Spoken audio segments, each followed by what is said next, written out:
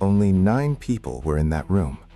9 people in a closed dojo in Hong Kong's Kowloon district on a Tuesday afternoon in the winter of 1967. No cameras, no reporters, no referee. Just 9 witnesses, and none of them ever spoke about it publicly for over 20 years. When they finally did, no one believed them at first, because what they described wasn't possible. Not according to everything the martial arts world thought it understood. Not according to every rule about size, lineage, gender, and power that had governed the old schools for centuries. But it happened. And this is the story they buried, until now. To understand what occurred in that room, you have to understand who walked into it. Not Bruce Lee. You already know him. You need to understand her. Her name was Chen Wei Lin. She was 23 years old. She stood 5 feet 4 inches tall. She weighed perhaps 52 kilograms soaking wet. She had long dark hair she kept pinned back with a single wooden clip, and she wore a plain white training gi that had been washed so many times the fabric had gone almost translucent at the elbows. She looked, to the uninformed eye, like someone's quiet younger sister who had wandered into the wrong building. She was not. Chen Wei Lin was the only daughter of Grandmaster Chen Baosheng, one of the most feared Wing Chun practitioners in southern China, a man who had spent 40 years building a lineage, a school, and a philosophy rooted in one unbreakable belief, that traditional kung fu, practiced in its purest form, was untouchable. Untouchable by outsiders, untouchable by modernizers, untouchable by men like Bruce Lee, who, by 1967, had become a problem. That was the word the old masters used in private. A problem. Bruce Lee had returned from America carrying something dangerous. Not just technique, not just speed. He carried an idea that the old styles were broken, that classical kung fu was a performance, not a fighting system, that lineage meant nothing if you couldn't use it under pressure. He had said it publicly. He had said it in interviews. He had demonstrated it on film sets, in closed gyms, in back rooms at tournaments. And the traditional schools were furious. Grandmaster Chen Baosheng was 71 years old by then, too old and too proud to face Bruce Lee himself without it looking desperate. But he had been watching, he had been listening, and he had decided quietly and deliberately that something had to be done. What he proposed was not a public match, it was a message. He would send his daughter. When Chen Wei Lin arrived at the arranged meeting point, a private training hall in Kowloon used by a mutual contact, a man named Master Fong who had ties to both camps, Bruce Lee was already there. He was warming up in the corner, loose, relaxed, moving through his chain punches with that terrifying casual rhythm, like a man who had made peace with the speed of his own body a long time ago. He was 26 years old. He was at the height of his physical development. His forearms were like wrapped steel cable. His eyes missed nothing. When Chen Wei Lin walked in, he stopped. Not because he was surprised. Bruce Lee was rarely surprised. He stopped because he was reading her. That was how people who trained with him described it afterward, the way his gaze would go still and deep the moment he saw someone new. Not dismissive, not arrogant, just intensely, clinically observational, like a scientist looking at a sample under glass. He nodded once. She bowed slightly, formal, traditional, the bow of a woman who had trained under the old code since she was 4 years old. Master Fong stood between them. He was nervous, visibly so, his hands clasped too tightly, his voice slightly higher than normal. He explained the terms: friendly demonstration, point contact only, a chance to exchange ideas, he called it diplomatically. No one in the room believed that framing. The 9 witnesses, students, assistants, a few who had come simply because they'd heard something unusual might happen, they all understood what this was. This was the old world sending a representative to check the new one. This was a test. And Chen Wei Lin hadn't come to exchange ideas. She had come to win. The hall was not large. Wooden floors, old and slightly uneven. High windows letting in pale winter light that fell at a hard angle across the center of the room. A few training dummies pushed to the walls. The smell of liniment oil and old wood. The 9 witnesses arranged themselves instinctively along the edges of the space, pressing back, giving room without being asked. Nobody spoke. Bruce Lee stood in the center. He had removed his training jacket. He stood in a simple, dark tank top, feet shoulder-width apart, watching Chen Wei-lin with that unblinking attention that people found simultaneously respectful and deeply unnerving. She stood opposite him, maybe 4 meters away. She hadn't changed her expression once since walking in. That was the first thing that struck people who remembered this moment, the complete absence of nerves on her face. No performance of confidence either, not that tight-jawed, showing-off bravado that fighters use to convince themselves. Just stillness.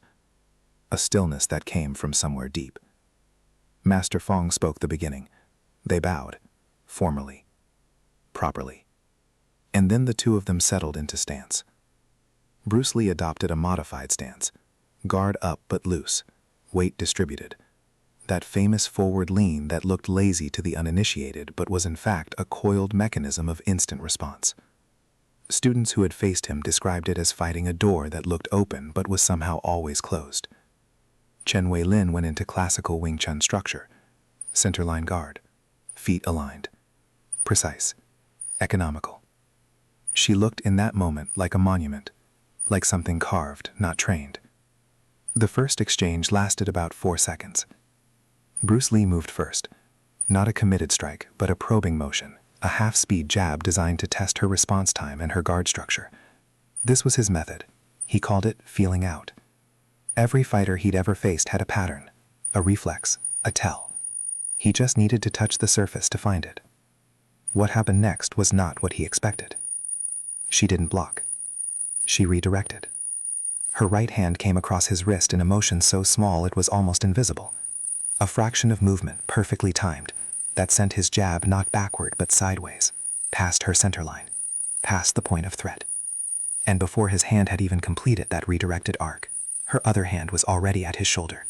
Not striking, touching, just touching, telling him she was there. He reset, stepped back. His eyes shifted, not alarmed but recalibrated. The room heard someone exhale sharply, a witness in the corner. Nobody else moved. She held her position, waiting. That stillness again. Bruce Lee rolled his shoulders once, and then something changed in his expression. Something subtle that only the people who knew him well would later be able to name.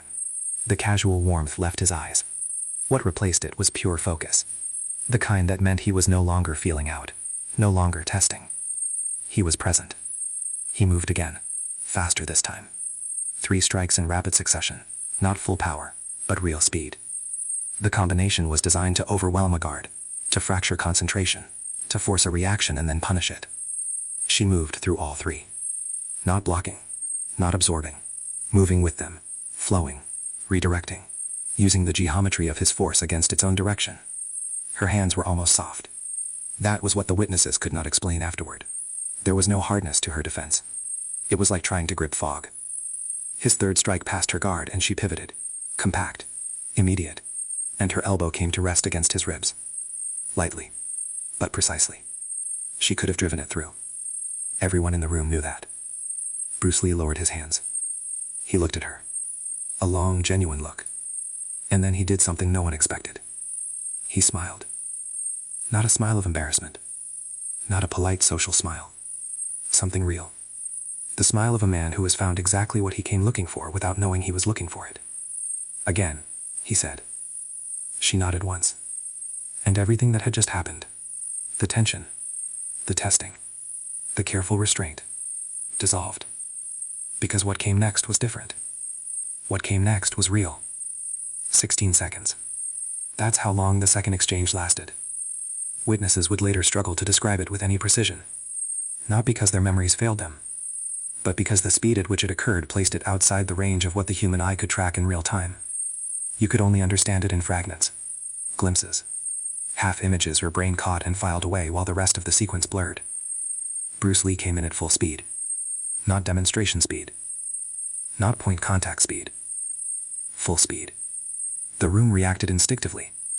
One witness pressed himself against the wall without realizing he'd moved. Another looked away and then immediately forced himself to look back, afraid to miss it. What they saw, in fragments, was this. Bruce Lee's lead hand fired, blazing. His 1-inch punch mechanics. His entire system of zero-delay movement, operating without restraint. The strike came at a speed that professional fighters who had sparred with him described as something from a different category of physics. Chen Wei-lin was not there. Not in the way you'd expect. She hadn't jumped back. She hadn't dropped to avoid. She had shifted. Barely perceptibly. Her body rotating from the hip in a way that created maybe 6 inches of space between his strike and her chest. 6 inches. At that speed, 6 inches is an entire world.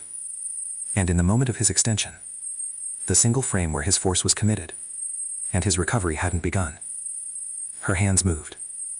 Both of them. Simultaneously. Her left intercepted his lead arm at the wrist. Her right came under his elbow. She locked. And she turned. It was not a dramatic throw. It was not the kind of takedown you see in films. It was a small, devastating rotation of leverage. Using the vector of his own force. Redirecting it through a precise axis point at his elbow joint. And expressing it back against him in the one direction his committed stance couldn't compensate for. Bruce Lee went down. One knee. His hand on the floor. Not slammed.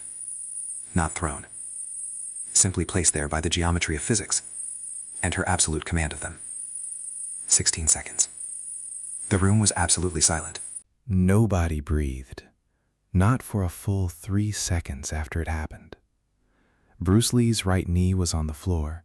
His left hand was flat against the wood beside it. His head was down. Not in defeat, not dramatically, just the natural position of a man processing the sudden, unexpected reality of the ground beneath him. Chen Wei-lin had already stepped back, not to celebrate, not to pose. She simply returned to her ready position, feet aligned, center-line guard, as if the last 16 seconds had been a routine training drill and she was simply waiting for the next one.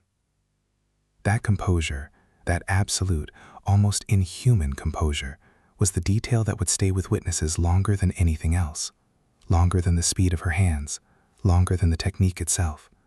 She hadn't even changed her breathing. Bruce Lee rose slowly. He did not rush it. He placed his hand on his knee, pushed himself up, and stood straight. He dusted nothing off. There was nothing to dust. He simply stood.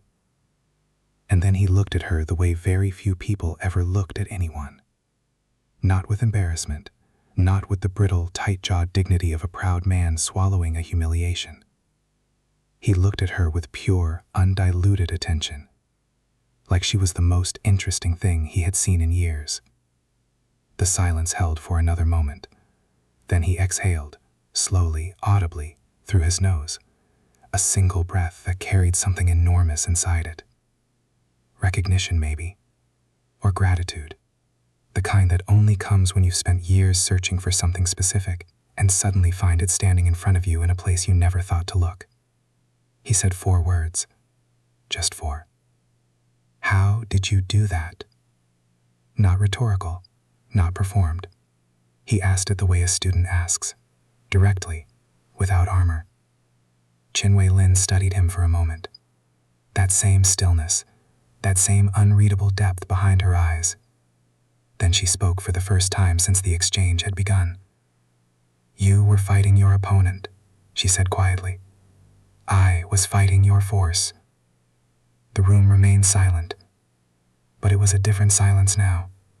Not the stunned, held-breath silence of shock, something more like the silence that falls after a bell rings, resonant, spreading, filling every corner. Master Fong had pressed himself so far back against the wall he was nearly part of it. The 9 witnesses stood as if pinned in place, none of them willing to move, afraid that moving would break whatever was happening in the center of that room. Bruce Lee repeated her words under his breath. Fighting your force. He looked down at his own hands, turned them over once, slowly, examining them, not self-consciously, but genuinely, the way you look at something you thought you understood and are now seeing for the first time. Then he looked back at her. Show me, he said. What followed was not a fight. It was not a demonstration. It was not a lesson in any formal sense.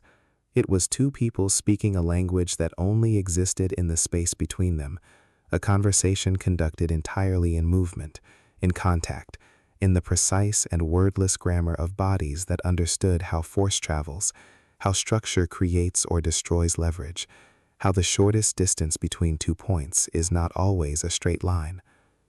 They worked for nearly 40 minutes, full contact, full commitment, but with a quality to it that none of the witnesses had words for. Not competition, not collaboration exactly, something rarer than either.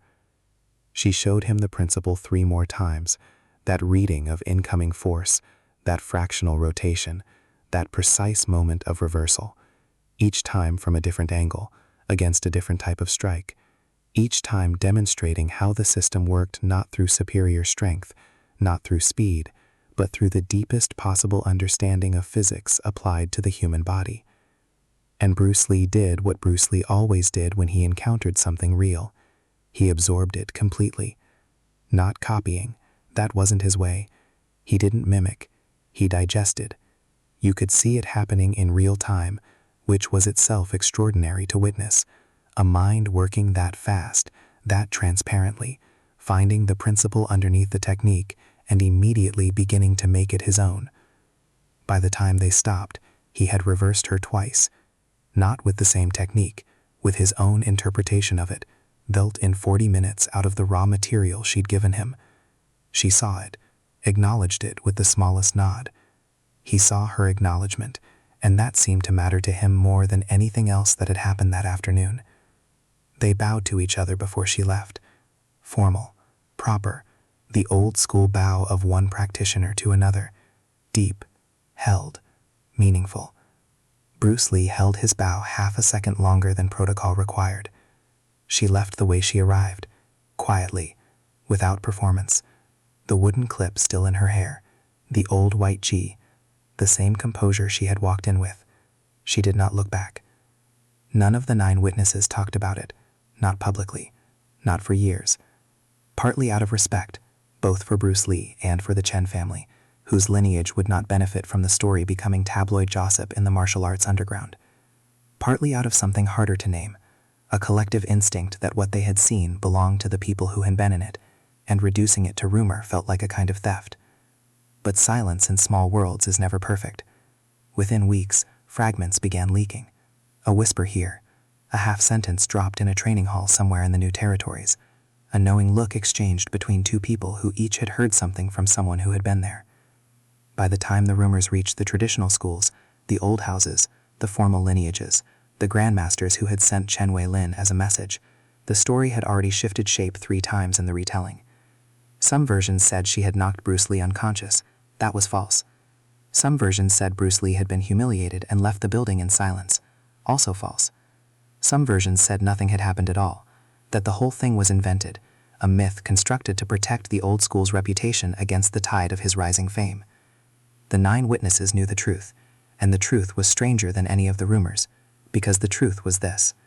The man who had spent years telling the world that traditional kung fu was a cage, that it had grown stiff and ceremonial and divorced from real combat, had walked into a room, met a woman trained in the deepest and most classical tradition of Wing Chun, and had been placed on the floor in 16 seconds. And then he had asked her to show him how. That was the part that never fit into the rumors, because it didn't fit the narrative anyone wanted. The traditional schools wanted a clean victory, proof that the old ways had slapped the upstart back into his place. His supporters wanted the meeting to be a footnote, an anomaly, something easily dismissed. But the truth was that Bruce Lee had done the most extraordinary thing a man of his reputation could possibly do. He had learned. Chen Wei-lin never gave interviews. She never sought recognition for what happened in that room. She returned to her father's school, continued teaching, continued training. She lived her life within the tradition she had been raised inside, and she seemed to want nothing beyond the integrity of that. But there are people, old practitioners, historians of the southern Chinese martial arts lineages, people who have spent decades combing through the oral records of that era, who will tell you that her influence appears in Bruce Lee's later work. Not in any single technique, not in any one movement, in a principle. If you watch his later demonstrations, the ones from 1968, 1969 onward, there is something that evolves in the way he talks about force, a refinement, a deepening of his concept of what he called using the opponent's energy. The idea that the greatest efficiency is not the power you generate, but the power you redirect. He had always believed that. It was foundational to Jeet Kune Do. But something in the expression of it sharpened. Something in the philosophy of it became more layered. 9 people in a room in Kowloon knew why. None of them said so publicly. Chen Wei-lin certainly never claimed it. But the knowledge was there, in the record, for anyone willing to look closely enough. Here is what 16 seconds actually means. Not in a fight, in a life. 16 seconds is how long it took a 23-year-old woman, with no international fame, no Hollywood profile, no legend attached to her name, to teach the most dangerous martial artist of the 20th century something he didn't know. 16 seconds is how long it took the old world to answer the new one, not with anger, not with politics, not with the bureaucratic protectionism of institutions afraid of change, with mastery. And 16 seconds is how long it took Bruce Lee, the man who had declared war on tradition, who had called classical forms a mess, who had built an entire philosophy on the rejection of stylistic orthodoxy, to decide that he was, in this moment, a student. That is the hidden lesson, not the takedown, the response to the takedown. Because Bruce Lee's greatness was never really about what he could do to other people. It was about what he was willing to do to himself. The relentless, uncomfortable, daily willingness to be wrong, to find the gap in his own understanding and walk into it without flinching.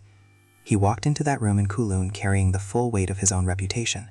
He left it carrying something more valuable, a question, an open hand, a refinement. That is why he became what he became. Not because he was the best. There were moments, 9 witnesses could confirm it, when he was not the best in the room. He became legendary because of what he did in those moments. Bruce Lee once wrote something that his students passed between themselves like a prayer. He said, "Empty your mind. Be formless, shapeless, like water." People have turned that line into a poster, a tattoo, a motivational quote stripped of its weight and its context. But in that training hall in Kowloon, on a pale winter afternoon when 9 people pressed themselves against wooden walls and watched something that shouldn't have been possible, you could see exactly what he meant. Water does not fight the shape of what contains it. Water becomes the shape. Chen Wei-lin had spent 23 years becoming water, and Bruce Lee, in 16 seconds, was given the gift of understanding that he still had further to go. He was grateful for it for the rest of his life, even if almost no one ever knew why. Some lessons are never announced. Some teachers are never credited. Some moments happen in small rooms, in front of 9 people, and leave no footage, no official record, no headline. But they change everything anyway. Because that is how real knowledge travels. Not through fame, through the hands. If this story stayed with you, if it made you feel something, subscribe. Not for the algorithm, not for the numbers. Because this channel exists for the stories that history decided to whisper instead of shout, the moments that happened in the margins, the lessons buried under the legend. There are more of them, and we are just getting started. Subscribe, turn on the bell, and we'll see you in the next one.